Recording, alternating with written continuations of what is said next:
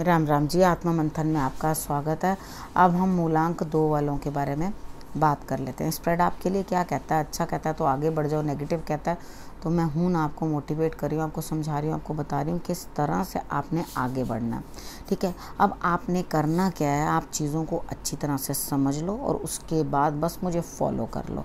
उपाय मैं आपको बता रही हूँ, आपको किस तरह से क्या करना है वो भी आपको बता रही हूँ। अब क्या दिक्कत है, सिर्फ आप फॉलो कर लो। ठीक है, नेक्स्ट अब संडे के लिए क्या रहता है, देखो जी मुश्किलें हैं, कुछ नया काम आपके ऊपर फिर भी संडे को चला आ रहा है, यानी कि छुट्टी होने के बाद भी बड़ी तेज़ी से कुछ ना कुछ काम आ रहा है। ऑलरेडी ओवरबर्डन हो काम से, तो सोचोगे अरे भाई ये कहाँ से एक नई मुसीबत मेरे लिए और आ गई, और ओवरबर्डन।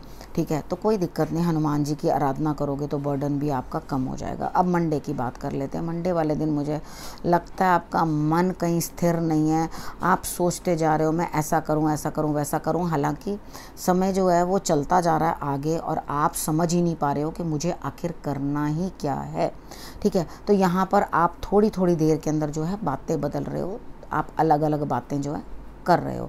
यहाँ अपने मन को स्थिर करना बड़ा ज़रूरी है। शंकर भगवान की आराधना कर लेना उस दिन और उनको जल चढ़ा देना कच्चे दूध के साथ। ठीक है, तो आपके लिए डेफिनेटली एक चीज़ सोचने के लिए आप अपने मन को बना लेंगे। उसके बाद बात करते हैं ट्यूसडे की। ट्यूसडे वाले दिन भी आपके बैठे बिठाए घर पे काम होने वाले हैं, आपको ज़्यादा कुछ परेशानी होगी नहीं। स्कूल में हो तो भी आपके काम बढ़िया हो जाएंगे, घर पे हो तो भी आपके लिए कोई और काम कर देगा, आपका तो बैठे बिठाए सारा काम बनता हुआ दिखाई देता है, और बाहर ऑफिस में हो तो भी।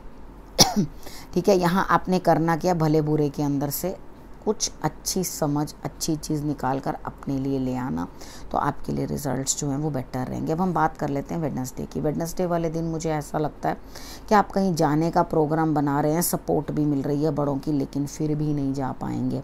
ठीक है, यानी कि प्रोग्राम तो बना रहे हैं कि भाई हाँ मैं कहीं जाना है, मुझे कहीं जाना है, मुझे कहीं जाना है, तो जा नहीं पाओगे। बड़ों की सपोर्ट मिलने के बावजूद भी वो आपकी यात्रा पूर्ण नहीं होगी।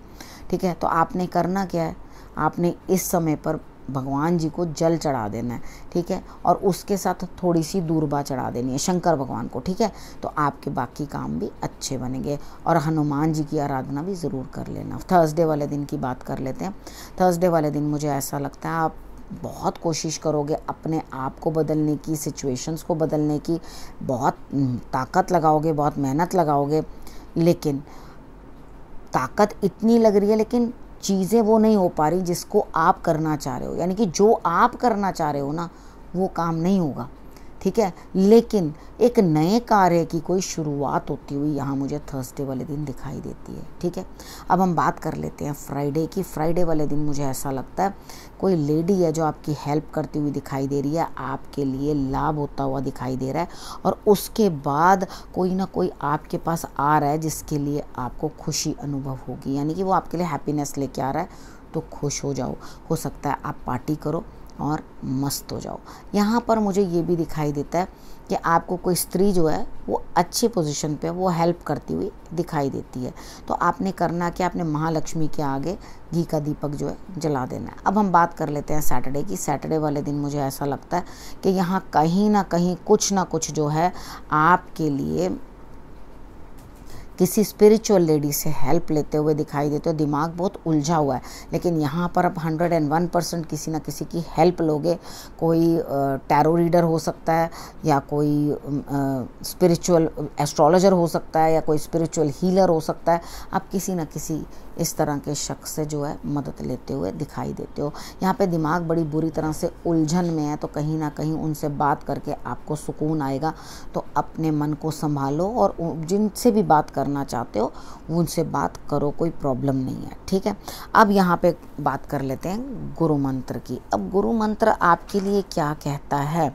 गुरु मंत्र कहता है कि हम जब से पैदा होते हैं, जब पैदा होते हैं माता के गर्भ में भी होते हैं, तब से लेकर जब तक हमारा जीवन रहता है, हम ईश्वर से उसी समय प्रार्थना करते हैं जब हम परेशानी में होते हैं। अदरवाइज़ हम बिल्कुल नहीं पूछते भगवान हमें, हम खुशी में तो कभी हमने याद ही नहीं किया भगवान को। तो यहाँ पर आपको कार्ड्स ये बता रहे हैं, पुरानी बातों को छोड़ो, आगे बढ़ो और ईश्वर का स्मरण करो।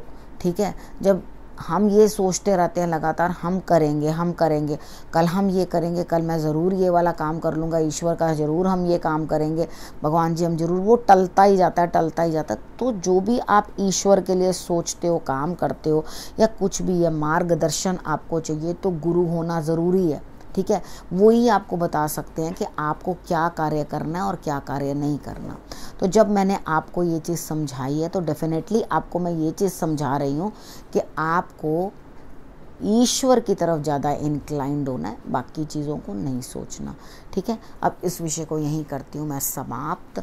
रखना अपना और अपने परिवार का बहुत अच्छे से ध्यान। अगले हफ्ते मेरे आने का करना इंतज़ार। तब तक के लिए नमस्कार।